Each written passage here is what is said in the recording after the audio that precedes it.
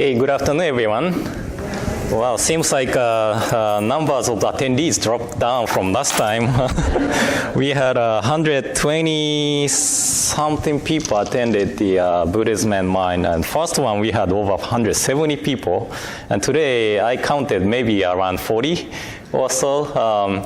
But actually, this is the most important thing I wanted to talk about today, because our school is Jodo Shinshu School, and this is where I'm from. Or this is called Wagesa, and Kesa is the kind of symbol for the priests, and this certain pattern of Kesa is only for the overseas ministers from Japan.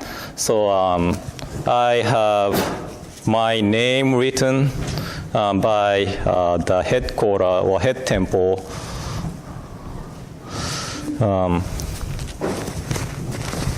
Right here. So I think first time at the lecture I wore a black one, and second one maybe I wore a black one again, but I wore this one today because I'm representing Jodo Shinshu Hongwanji-ha school from Japan, okay? And I was preparing for this lecture all week, and I was trying to focus on basics of Jodo Shinshu. But once I finished preparing the lecture and went over again, I felt, is this really a basics of Jodo Shinshu? And I felt like it's really challenging, kind of. And I guess challenging topic gives you a great chance to take a nap. So please feel free to practice sleeping meditation, but please do not snore, okay? And today I'd like to begin with sharing a story about one village where depopulation made them suffer economically. This village had two temples. One is Jodo Shinshu, and another is Zen temple, or different schools temple. And the village had to choose which temple they want to keep because of the economical load to support both temples. So one day they decided to test both ministers and choose which temple and ministers they want to keep for their village. And first, they asked a monk from non-Jodo Shinshu temple to show them something. The monk asked the villager to prepare a bath heated directly from beneath. So the water was boiling. A monk took his robe off and started to chant mantra, a sacred utterance, and soaked himself into boiling water without changing complexion. The other days, the monk started rain on sunny day and stopped rain on rainy day. So he really had superhuman power that the villagers thought if he stay in the village, this village will be secured. One another day, the villagers asked Jodo Shinshu minister to show them something. And, since they saw the superhuman power of the monk, they were looking forward to see something really special from Jodo Shinshu priest. Then Jodo Shinshu priest said, okay, please bring sake. Not cold one, but hot one. Then the villagers brought sake as priest instructed, and then the priest said, okay, let's drink. So they started to drink, and they had fun time together. Some people talked about the sadness of the loss while they are drinking. Some people just joked around with ministers. But they all went home with a feeling of fun. Then what do you think? Which one did villagers choose? A monk or Jodo Shinshu priest? They chose Jodo Shinshu priest. The villagers thought the superhuman power of monk is truly amazing. However, they worried about after the monk is gone. Just as Brenda said, we didn't have minister for a few years, right? If the minister had superhuman power to solve all the problems, we were in big trouble, right? But Jodo Shinshu priest only taught them the working of the primal vow of Amida Tathagata is always with us, so we don't need to worry. And the priest was just a fun man to be with. And the Jodo Shinshu priest told the villagers one day, if I am the virtuous person, and I am the one who solves the problems all the times, then the villagers cannot live without me. However, the virtuous one is Amida Tathagata in Jodo Shinshu teaching, not priest. So if people keep the teaching of Amida Tathagata with them, it is okay. It is okay without me. However, let's enjoy the time we are able to spend together in this life. Okay? So this is a story about the village who chose to keep Jodo Shinshu Temple in their village. By the way, these pictures are from my hometown. As I shared before, I am from temple family, or Brenda said I'm the 15th generation of my temple. Left picture, I don't know if you can see it. Here is temple. That is my mother's side temple. My mother's side temple. So she was from temple family. And this is a view from my father's side temple. It's really country. It's in the mountain. It's in the mountain. And most of the members are farmers. So maybe same as Oregon, young people doesn't want to take over farming business. So they move out of the town and to move to the cities to work with companies or something. And it is located in really inconvenient area. How many people have been to Japan before? Do you know how many convenience stores they have?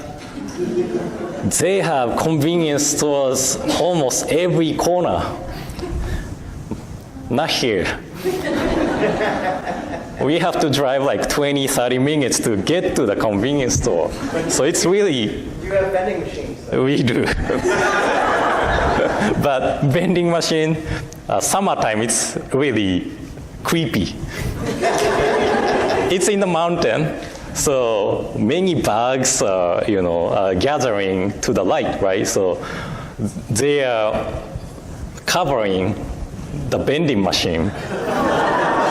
So I can push the button, but when I, put my hand into the underneath, then I always get the bugs on my hand or something. So if you don't like bag, you cannot live here. But anyway, we have 3 Jodo Shinshu temple and 1 Zen temple in this community of about less than 250 houses. So we are suffering from depopulation, just like the story I just shared. And I wanted to share this story because we are able to learn 2 things from this story. One, it is not priest who is virtuous in our tradition. I'm not virtuous person. Some tradition says when they offer something to the monk, it is a virtuous act because the monks are virtuous people. But that is not the case of Jodo Shinshu. I have family, I have beautiful wife and beautiful daughter and handsome son, right? So, I just have educational background to be a priest. And I just wanted to share the teaching of Jodo Shinshu with people. That is why I chose this path. And I am doing what I like to do. So I am not virtuous person at all. And second, Dharma teaching is what we need to rely on. As Shakyamuni Buddha said in one of the sutras called Nirvana Sutra, do not rely on the other, and do not let the other be your light. Do not rely on the other, and do not let the other be your light. Rely on the Dharma, and make the Dharma as your light. Rely on the Dharma, and make the Dharma as your light. So we Buddhists respect and admire Shakyamuni Buddha, but it is not because of his supernatural power or something. We respect and admire Shakyamuni Buddha for sharing the Dharma, sharing the teaching with people. So what we need to rely on is the Dharma taught by the Buddha, not our own understanding. Then, what was the teaching which Shakyamuni Buddha wanted to share the most? What was the teaching which Shakyamuni Buddha wanted to share the most?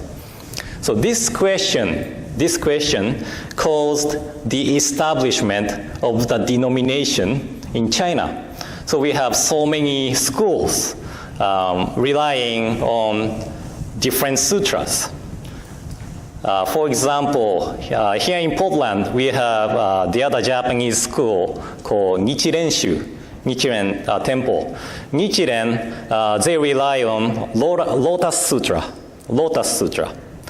Here, our Jodo Shinshu, we rely on the larger sutra on Buddha of immeasurable life, known as Larger Sutra. Okay. And our tradition, Jodo Shinshu, was established in Japan by Shinran Shōgin. And Shōgin means venerable or eminent priest. And Shinran Shōgin himself never thought him as venerable or eminent priest. But since he's our founder, we call him Shinran Shōgin with respect. And some people just call him Shinran, but I feel awkward just by calling him Shinran, so I will stick with calling him Shinran Shōgin today. And today we moved the screen here so that you can see the altar of our temple.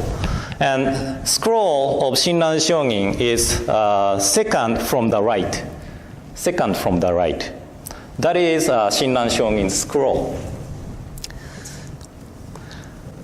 And our tradition is from Japan, but it does not mean this is a teaching for Japanese people only. Our teaching is based on the understanding of two Indian masters, Nagarjuna and Vasubandhu, three Chinese masters, Tanran, Taocho, and Shantao, and two Japanese masters, Genshin and Honen from Japan. Their scroll is on far left side. Maybe people sitting this side cannot see it, but when you go home, you can see the scroll with 7 people. Okay. Now Jodo Shinshu is spreading in Western countries too. Jodo Shinshu's United States headquarters is called Buddhist Churches of America. Headquarters is located in San Francisco. And we are here since 1898. 1898, one of the oldest denomination in United States. This Oregon Buddhist Temple was founded in 1903 with Reverend Shozi Wakabayashi. And the temple used to locate it on downtown, but we moved here 50 years ago. So this building was here for 50 years, but I sometimes hear that, oh, I didn't know there's Buddhist temple here. We were here for 50 years, but we still hear this kind of comments. So today, we are going to learn about Jodo Shinshu, or easier way of calling it Shin Buddhism. This is our tradition. And I will try to talk about what is Amida Buddha and what is a Pure Land, what is a teaching, what is a practice, what is a faith or Shinjin, and what is a realization. This is what I'm planning to talk about. I might jump around the sequences, but I will try to cover these things today. And at first, Jodo Shinshu is a Japanese word, so I need to explain what Jodo Shinshu means. And Jodo means Skapati, the land of bliss, or the Pure Land.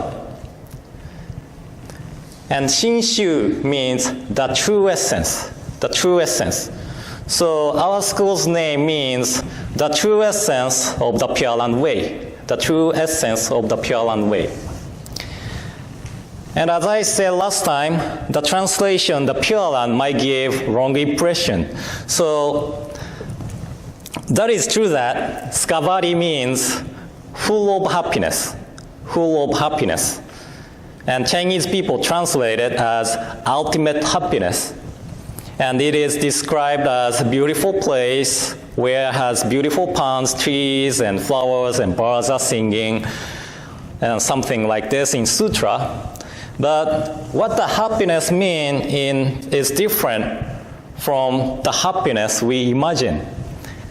As Shakyamuni Buddha taught us in Dhammapada, health is the foremost possession, contentment the foremost wealth, trust the foremost kinship, and nirvana the foremost happiness.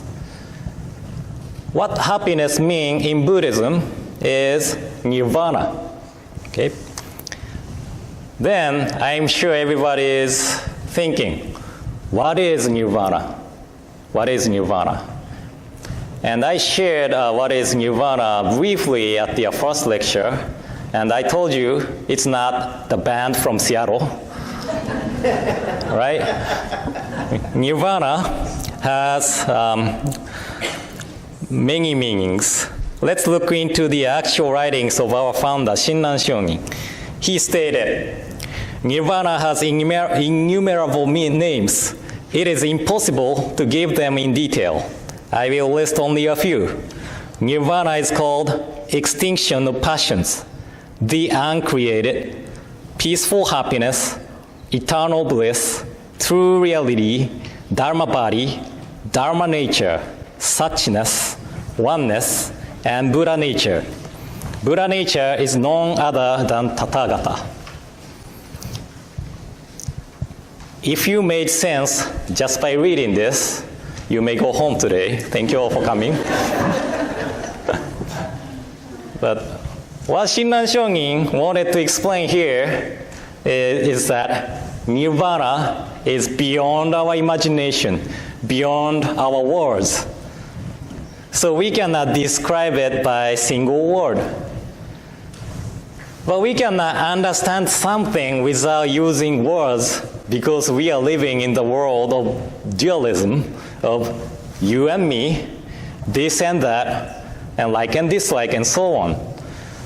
How many people can describe these things without using word? I guess nobody can, right? We describe this as microphone, right? We have the name for it, or the word for it.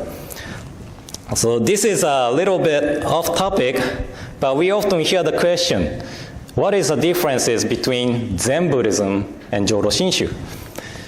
And I'm not specialist of Zen Buddhism, but Zen Buddhism, like this story from the sutra called Vimalakirti Sutra. Bodhisattva meaning being who have resolved to become a Buddha. Okay? And Bodhisattva Manjushri, who had deep wisdom and intellect among the disciples of Buddha, once asked the other bodhisattvas and a layperson named Vimalakirti. He asked, what does it mean by entering the Dharma gate of non-dualism? What does it mean by entering the Dharma gate of non-dualism? And many bodhisattvas try to explain it using the words. And bodhisattvas asked Manjushri what his thought is. And Manjushri replied, all dharmas are without words, without explanations, without purport, without cognition, removed from all questions and answers. In this way, one may enter the gate of non-dualism. Then Manjushri asked Vimalakirti how the one enters the Dharma gate of non-duality. And Vimalakirti remained silent. Then Manjushri said, excellent, excellent. Not a word, not a syllable. This truly is to enter the gate of non-dualism. So from this story, Zen emphasizes on practice or experiences rather than relying on the words, because they try to experience what Shakyamuni Buddha experienced through meditation under the Bodhi tree. But our tradition rely on the words, because Shakyamuni Buddha used the words to share the teaching among people. So standing point is different from Zen and Jodo Shinshu. We cannot understand something without words, but we misunderstand the true essence of it. So we need to listen to the words of Buddha. And Buddha means awakened one. So words of awakened one.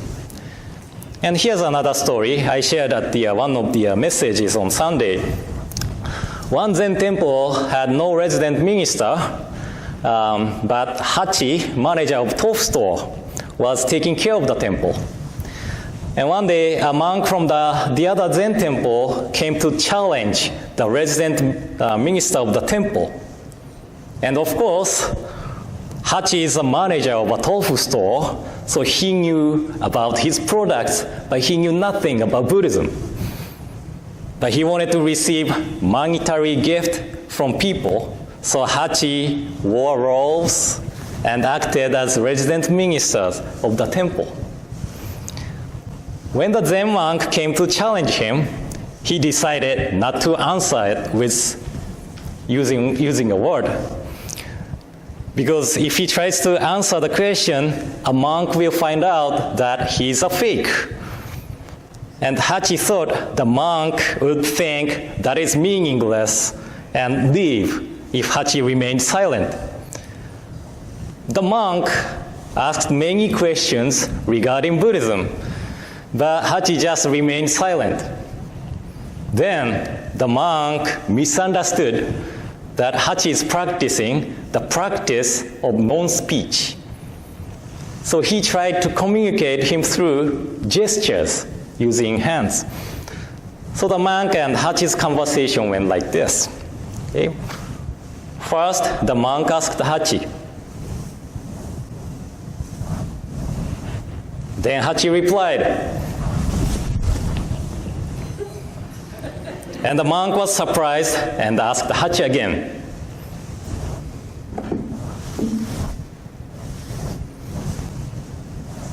And Hachi replied again. Again, the monk was surprised. Finally, the monk asked Hachi. Then Hachi replied.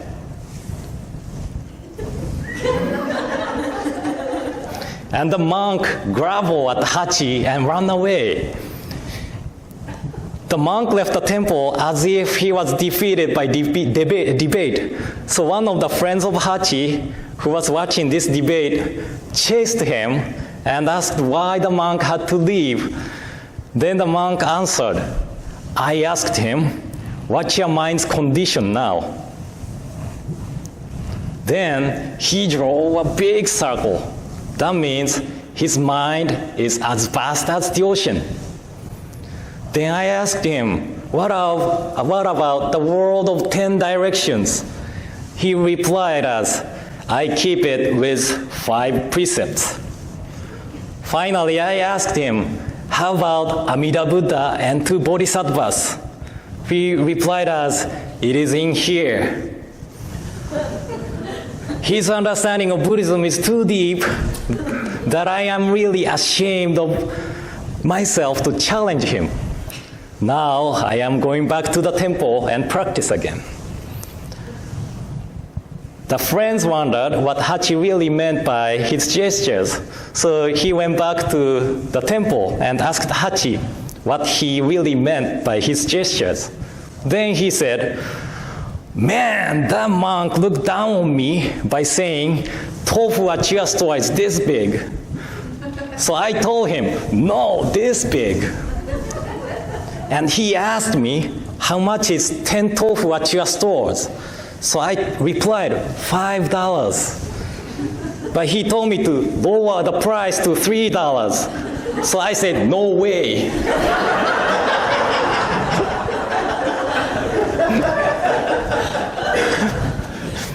So just like this story, if we rely on our own understanding, we misunderstand many things. So we use words to describe it, words to describe things. And we Buddhists understand the words in the sutra is not just a word. It is a word of Buddha, word of the awakened one. Sure, Nirvana is beyond our words. But to share the teaching, Shakyamuni Buddha needed to explain the teaching by using the words. It is said that Shakyamuni Buddha hesitated to share the teaching once because what he have attained is too deep so that many people will not understand it, although he explained it. But after the deep consideration, he decided to share the teaching with people. This is important part of his life. So please remember this episode of him decided to share the teaching using the words, okay? So probably many people asked Shakyamuni Buddha what the state of being in Nirvana like to Shakyamuni Buddha. So Shakyamuni Buddha replied in various ways probably.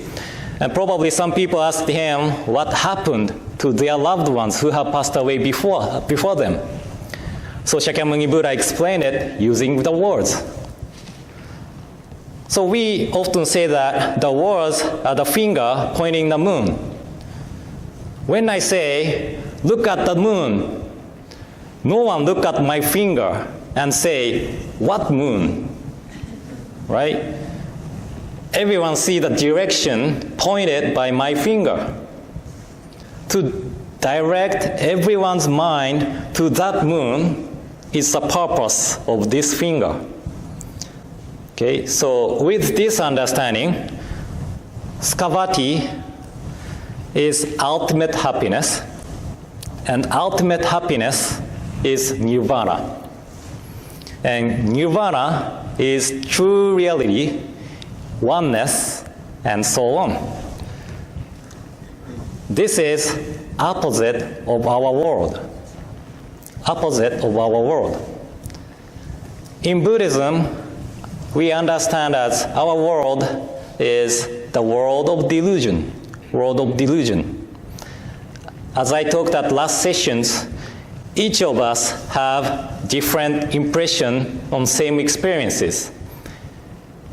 In other words, we are creating our own world in accordance with our experiences and impressions of people and things.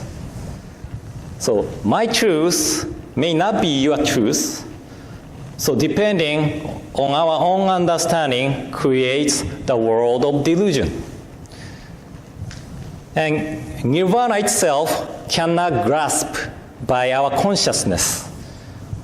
But by learning Nirvana as a beautiful place and realizing our world is a world of delusion, our mind is directed to aspire to be born to the place.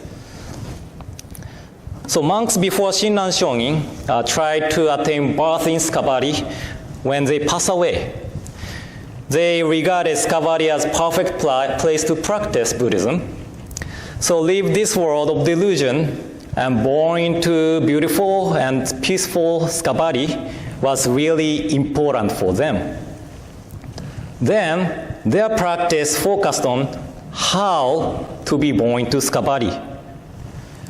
They used their merits of practice to born to Skabari.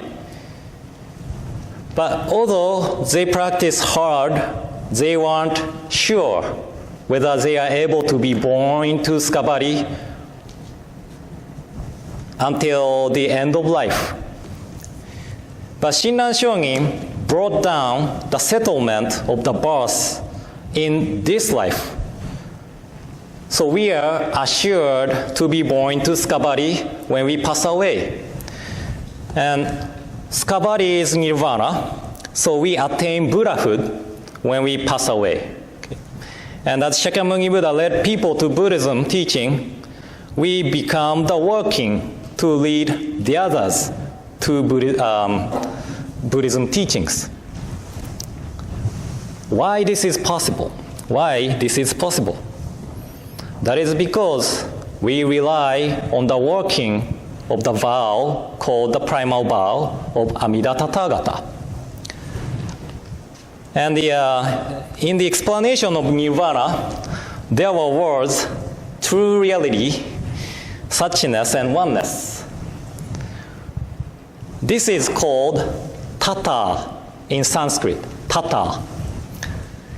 And Agata means come, come.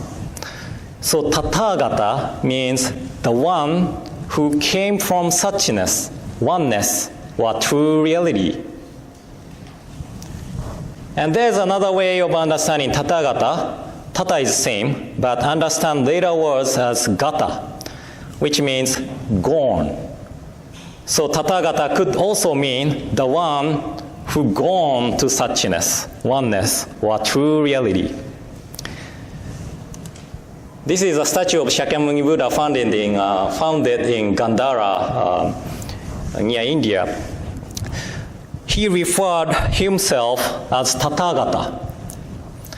When he attained enlightenment under the Bodhi tree, he has gone to Tata. He has gone to true reality. And when he decided to share the Dharma, he came from true reality or Nirvana. And only the one who has been to Tata or Nirvana, oneness, suchness, can talk about Tata. I cannot talk about what England is like because I have never been to England. But if you have been to England, you can tell me what England is like, right? It is same for Shakyamuni Buddha.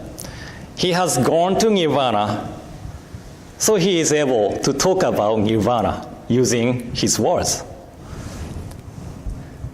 And Amida is a combination of the two Sanskrit words, Amitabha and Amitayus, which means infinite light and infinite life.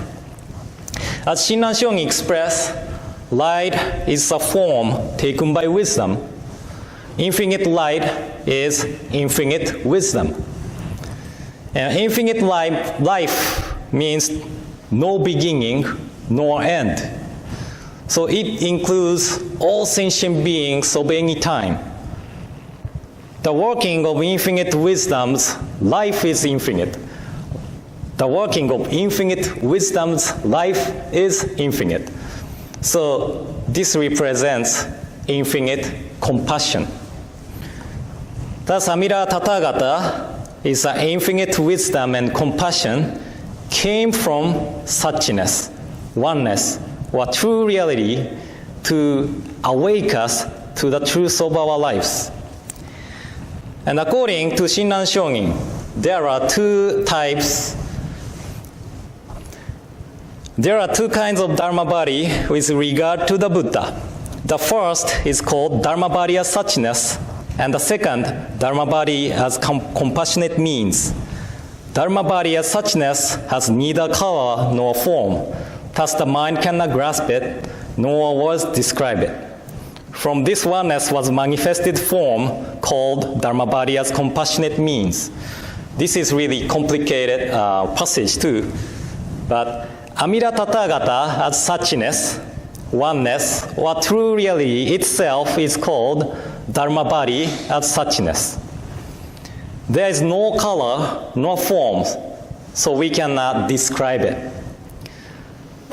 So from this oneness, Amida Tathagata manifested form. This form is called Dharma body as compassionate means. This is a Dharma body just to make us realize the working of true reality. So the middle statue of our altar, this is not the statue of Shakyamuni Buddha. This is a statue of Amida Buddha or Amida Tathagata. And Tathagata and Buddha basically same meaning. Not same meaning, but Buddha and Tathagata, we use both words to express Shakyamuni and Amida. So this statue is Dharma body as compassionate means. But it does not mean this is just a symbol. This is a Dharma body appeared from oneness to make us realize the working to awake us to the true reality. And I will give you two examples regarding this tough topic to understand. Many people are getting sleepy, I guess. But first one is example of H2O. Do you know what is H2O? What H2O is, right? Water. Is only water H2O?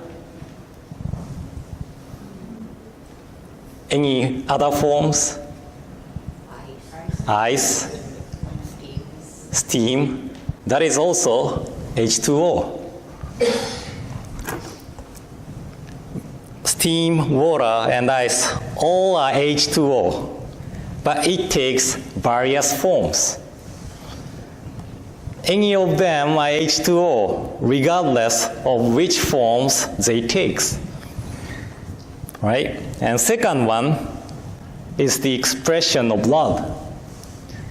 When you love someone and you want him or her to know that you love him or her, what do? You tell them. It could be the word, I love you, or it could be the gift or something, right? So it takes various forms to express the emotion called love. And love is formless thing, right? So this Amida Tathagata's statue is a Dharma body as compassionate means. It is a form manifested from oneness. So this statue is not just not the symbol, but one of the forms of various forms. And Shinran Shōgin also stated in one of his main writings as true reality is Dharma nature. Dharma nature is suchness. Suchness is oneness. Amida Tathagata comes forth from suchness and manifests various bodies, fulfilled, accommodated, and transformed. And this is also a complicated topic too. So let me explain about accommodated body. This is related to what is the teaching of Jodo Shinshu. And Jodo Shinshu understands Shakyamuni Buddha as accommodated body of Amida Tathagata. Oneness itself took the form as Shakyamuni Buddha to teach people the teaching taught in the Raja Sutra. And in the Raja Sutra, one of the disciples of Buddha, Ananda, recognized the differences of the appearance of Buddha. Buddha's face is so radiant, so Ananda asked why. Then the Buddha said, I have appeared in this world and expounded the teaching of the way to enlightenment, seeking to save the multitudes of living beings by bestowing upon them the benefit that is true and real. So simply saying, what he is going to talk about in the Raja Sutra is what he really wanted to share with people. And do you remember the episode? I said, I want you to remember this episode. Shakyamuni Buddha hesitated to share the teaching, but decided to share the teaching using the words. When he resolved to share the teaching which he has hesitated to share once, the resolve was not superficial. He resolved to save multitudes of living beings. Then the teaching should be for anyone of anywhere, regardless of ability of the people. So the practice based on the teaching of the Raja Sutra, direction of the arrow is different from the general practices of Buddhism. The practitioner practiced to attain Nirvana. This is a general practice of Buddhism. This is a practice based on the ability of the people. One can attain Nirvana in this life if he or she has ability equivalent to Shakyamuni Buddha. But if not, then one will have another life or lives until he or she attain Nirvana. But the direction of arrow is opposite for practice of the Raja Sutra. Nirvana itself is reaching to us to awake us to the true reality of our lives. And it took the form as a calling, Namo Amida Butsu, Namo Amida Butsu. And simply saying Namo Amida Butsu is the calling of Amida Buddha or Amida Tathagata saying, don't worry, I took care of everything you need to attain Nirvana. So we are accepting this working of Amida Tathagata with recitation of Namo Amida Butsu. This is our practice. And I talked about Amida Buddha or Tathagata, so the question is what Namo means. And Namo means, I talked about it today's message, but Namo means salutation, salutation. And salutation is a gesture or utterance made as a greeting or acknowledgement of another's arrival or departure. So we say Namo Amida Butsu, acknowledging the working of Amida Tathagata's arrival. We are accepting the working from Nirvana to awake us with gratitude. This is recitation of Namo Amida Butsu means. So our faith is to rely on the working of Amida Tathagata for attainment of Nirvana or birth into Skabari. So the cause of attainment is on Amida Tathagata, so that it does not choose people. Ability of people is not the matter. Cause for the attainment is the same, so the results will be the same for everyone too. If we practice depending on our ability to attain enlightenment, nirvana, skabari, then results will be different. Depends on each individual's ability. But if the cause is same for everyone, results will be the same. And when we rely on the working of Amida Tathagata to awake us to the truth, our birth into the skabati is settled in this life. And when our life ends, we will born to skabati. And we will be a part of true reality, oneness, suchness, nirvana. So our school is the Pure Land School, but we are not emphasizing how to be born to Pure Land or skabati, because it is already settled. So that our emphasis comes to how we live this life, how we live this life. And this is a word showing us how we live this life. I'm not sure how many people can read this, but this word is from the writing of Chinese monk Shantao.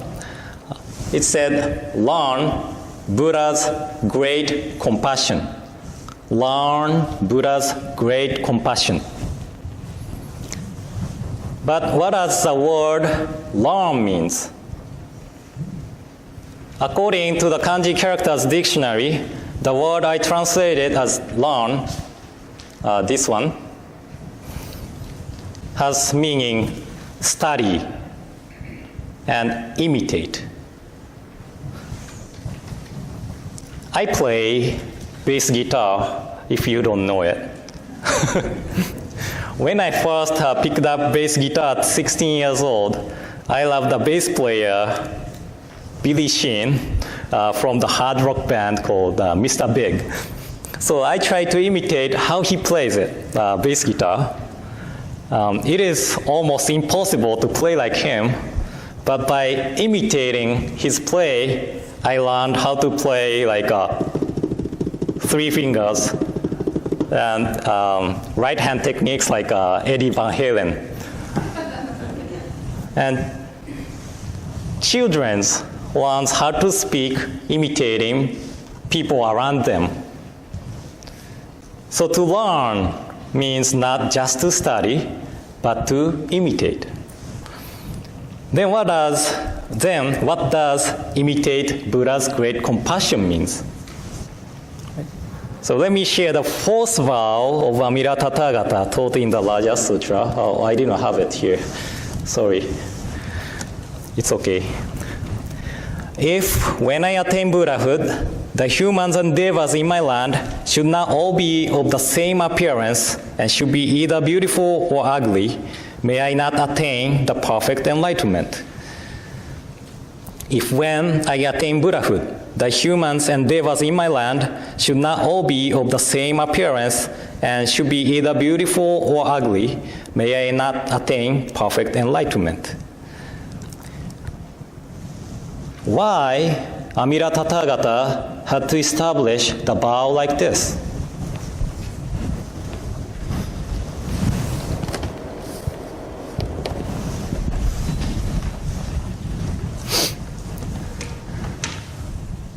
This is because we judge people or things by our own values, and in accordance with our own values, we say something like, I like this, I don't like this, and I love this, I hate this.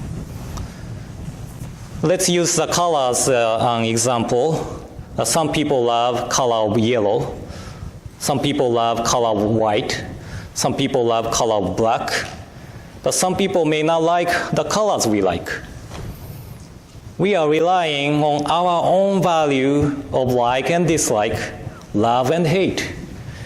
This is our reality, and this mind leads us to discrimination, own judgments. But there is no beautiful or ugly in the skabati. The vow said, everyone will be the same appearance. It means we have differences of the appearance in this world. That is why we discriminate, we distinguish people. So Amida Tathagata had to establish this vow to let us know the reality of ourselves of being stuck in our own value.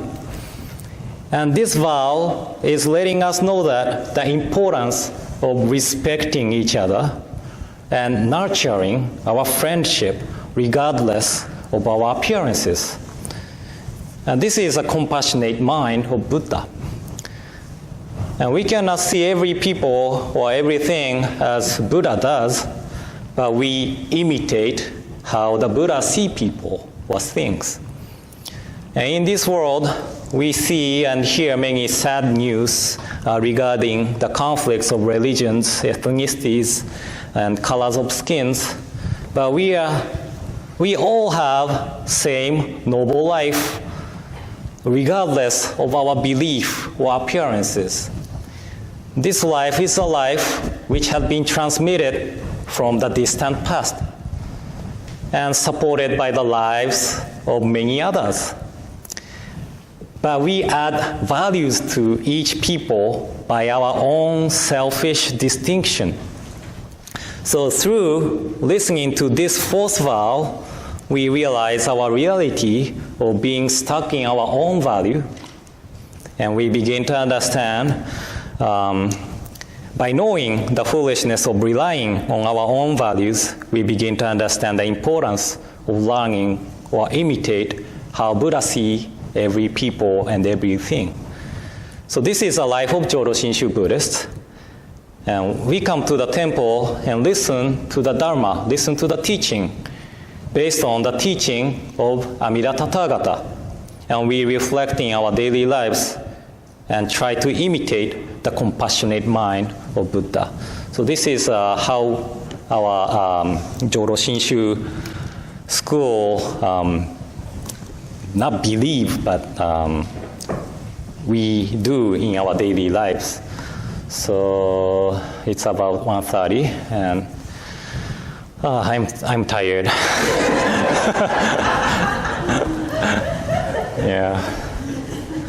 So as I said, I was trying to focus on basics of Jodo Shinshu, but once I started preparing, it's easy to talk about Jodo Shinshu to those who already have experience of being Jodo Shinshu Buddhist or experience of being Buddhist.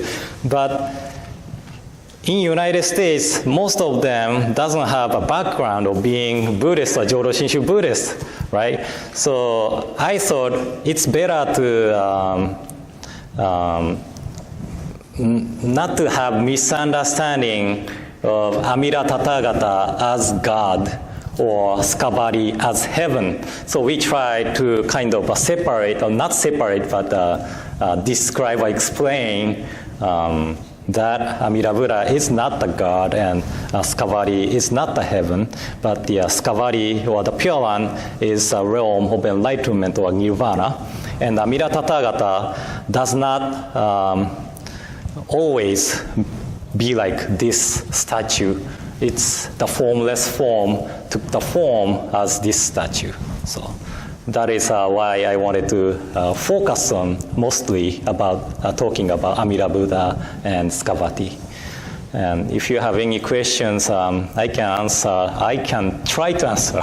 If I cannot, please criticize me or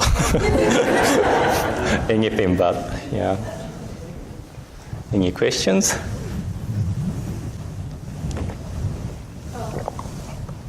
Where can someone read more about what you said about the Dharma body as the suchness and then the emergent Dharma bodies, compassionate beings? Is there some reading? Some reading. I don't know if I can recommend reading Shinran Shongin's writing from the beginning, but of course Shinran Shongin's writing is important writings for our school. So if you want to know about our school, it's better to read Shinran Shongin's writing. I believe ocean written by Reverend Dr. Kenneth Tanaka, discuss about Amida Buddha, whole chapter. Do we have ocean? Yes. Yes. In our library, I'm not sure if we have an extra copy. Oh, okay. Yeah, if you are interested in buying ocean, then please ask some of the members here. Ocean like the sea. Yeah, ocean like sea. And Reverend Tanaka is one of my teachers, so if I sell one book, maybe I get credit point or something. Yeah.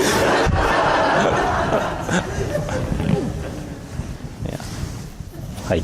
Sensei, I think Americans are not familiar with the figure of Amida Buddha, but it's a very ancient one. And so maybe you could talk a little bit about how far back the concept of Amida Buddha goes in Buddhism. Shinran Shonin did not invent this. No. So Amida Buddha, or the Raja Sutra, probably compiled around 1st century before Common Era, but it was translated into Chinese around 20-something after Common Era. So it must be Sanskrit version of it before, sometime before that. And figure of Amida Buddha. There are many sutras mentioned about Amida Tathagata or Amida Buddha. Actually, Amida Buddha is one of the most popular Buddha in Mahayana tradition. Every sutra almost mentions about Amida Buddha, Amida Tathagata. And one of the Buddhist scholars, Gregory Chopin, he's one of the Buddhist scholars. He wrote a paper regarding Skavati as generalized goal for all Mahayana Buddhists. So, to be born or to attain birth in the Skavati was one of the goals for all Mahayana Buddhists. That means almost everybody was following the teaching of Amida Buddha. Yeah. Does it kind of answer your question? Hi, Kevin. Did I understand you right when you said that language automatically assumes duality? And if so, Kind of. why is that? How to avoid it? Well, why is that a bad thing to go with duality? Your question is always hard to answer. Yeah. But the word, so in Buddhism, we talk about the philosophy or idea of non-self. And non-self means not having absolute nature of self. So this is a remote controller for the, the screen. But it consists of many things, right? We are just calling this as remote controller just by our knowledge, or somebody named this as remote controller, but it consists of displays and batteries and many things. So the word itself does not describe truly the things. That is why, as Zen Buddhists said, not relying on the words is one of the ways to attain Nirvana, right? So the word itself is usually or often described as the finger pointing the moon, or the how I call it, boat or something. Go to the other bank of a river. The board itself will be useless, or we don't need it anymore when we go to the other shore. So, but to get there, we need it, right? So this is one of the idea of using the word in Buddhism, and we cannot have too much attached to the word either. Yeah. Did I answer your question?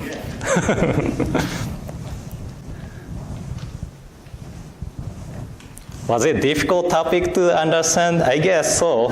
If you don't have, I tried to simplify, but it's really difficult topic to talk about. Yeah. So in Shin Buddhism, is Nirvana a state that you can achieve while alive, or is it something that you die to achieve? Yes, specifically, it depends on which Shin Buddhist school you belongs to, I guess. Our tradition is based on the Nishi, west side of there's two temples in Kyoto, big temple in Kyoto. It's located in west and east. And west side of the temple is called Nishi Hongwanji. And east side of the temple is called Higashi Hongwanji. And our tradition belongs to west side, Nishi Hongwanji. Our tradition, we understand the Nirvana or attainment of Nirvana or birth into Skavali is after we die. But Higashi, they say that no, we will be born into Skavali in this life. But there's discussion between these understandings. If we say we attain Nirvana or we born to Skavali in this life, that means we become Buddha in this life, right? So I'm from Nishi West tradition, so I say, that doesn't make sense. So in our tradition, we say when we pass away. Yeah. But it doesn't mean like it's meaningless or something. When I first came to the United States, I ordered a Jeep Patriot to drive around. I had to wait for a month to get it. But when I ordered it, I was assured to get it whenever, right? So the life after I ordered it until get it, and the time before I ordered it is different. Because I ordered it, so I'm assured, or I'm sure I will get it. This is the life of Jodo Shinshu. When we entrust ourselves to the calling of Amida Tathagata, Namo Amida Butsu, then we will be assured to be born to the Skavali. So our lives will be different from the time before. I hope it makes sense, or you can understand it. Yeah. And we have sign-up sheet. If you haven't signed up for the mailing list or anything, please write down your name if you are interested. We'll put it up there. Okay. Or entrance. I mentioned Reverend Dr. Kenneth Tanaka. He's coming to our temple to give us a lecture in next August, end of August. So if you are interested, please sign up for the mailing list. He's a really good speaker. He's from Buddhist studies background. He studied Buddhism in Stanford, went to Tokyo University in Japan, came back and went to UC Berkeley to get his PhD. So he's really smart. Yeah, I hope he's watching this. He also likes jokes, so yeah. It'll be interesting to have him here. Another Jodo Shinshu books I can recommend. That is a really difficult question because we have so many translations or books regarding Tibetan Buddhism and Zen Buddhism, but we don't see much Shin Buddhism books even in Powell's. So I don't know how. I'm from Japan, so mostly I read Jodo Shinshu books in Japanese. So maybe it's better to ask somebody from our temple what you recommend or something. Yeah. Oh, Tai Tetsu Unno's book. Yeah, River and Fire. What was it? River and Fire. River of Fire. River of Water. Yeah. Yeah. And Alfred Bloom's book, I think, that is good books too. I'm working on translating some of the Jodo Shinshu books and doctrines along with the other ministers in United States. So I hope I can publish it before I pass away. I don't know how long it will take, so yeah.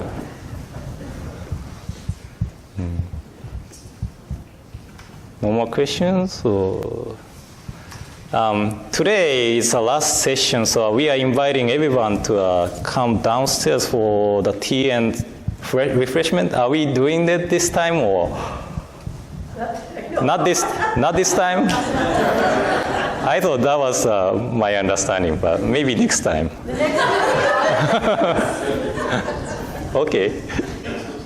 Yeah, we have probably tea or something. Right? Don't we? No? Too bad.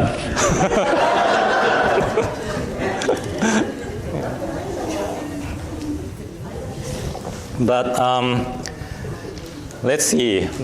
I can probably talk about temple more then. We have some services on every Sunday from 10 a.m.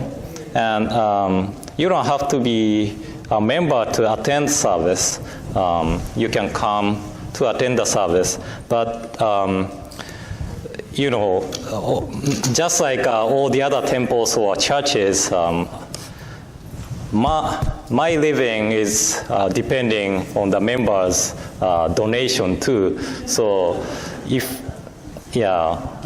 without support of anyone, I cannot live.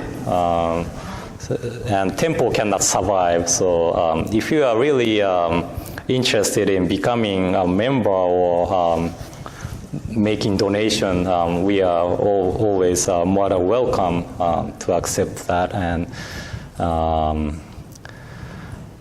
I hope this was something interesting to attend if you attend all the lectures. And we are planning to have a little bit advanced classes, study sessions.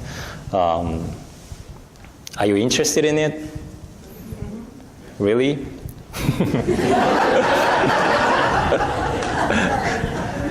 What I was thinking is read actual sutras or writings of Shinran Shonin. Then we can kind of have more deeper understanding. According with the sutra or Shinran Shonin's writing itself. But in that case, I have to prepare many things like handouts and so many things. So we may have to charge a little bit. And I forgot to mention, you are welcome to take pictures of altar. So if you are interested in taking pictures of altar, please do so. And if you are interested in chanting, we have a chanting club starting from 9 a.m. To 9:40 every Sunday. We are practicing one of the songs or gatha written by Shinran Shonin called Shoshinge. So if you are interested, please come from 9:40 if you can wake up. And I have a Facebook account too. If you type in my name, Yuki Sugahara, I think you can find me, the picture of me facing podium. That is the one I only post something regarding Buddhism. I have another account, but that is more for their families and friends, so it's different account. But yeah. Anyway, thank you very much. Thank you very much.